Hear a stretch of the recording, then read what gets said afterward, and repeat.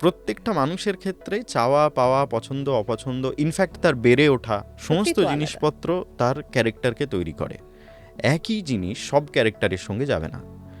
এইখান থেকে আমার প্রথম চরিত্র যে আলাদা আলাদা হয় এবং ক্যারেক্টার কী করে ডেভেলপ করতে হয়, তৈরি করতে হয়, এই জিনিসগুলো আমি প্রথম শিখেছিলাম। সেইটা সব থেকে বড় শিক্ষা আমার সেইখান থেকে পাওয়া। প্রেমের গল্প আমার মনে হয় সবাই খুব ভালো লিখতে পারবে, কারণ আমাদের জীবনে প্রেমের গল্পর অভাব কারোর কাছে নেই। হয় সেটা বিয়ে হয়ে যাওয়ার গল্প, না হয় সেটা বিচ্ছেদের গল্প, না হয় সেটা বলতে না পারার গল্প। এখনকার ছেলেমেয়েরা হয়তো অতটা ভালো লিখতে পারবে না।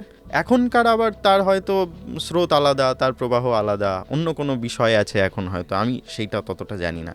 এবং এখনকার ছেলেমেয়েরা খুব ভালো লেখে, কিন্তু একটা মুশকিল কাজ করে বিশেষত অল্প বয়সী ছেলেমেয়েদের লেখালেখির ক্ষেত্রে, যে পড়ার অভ্যাস খুব কম থাকে অনেকের।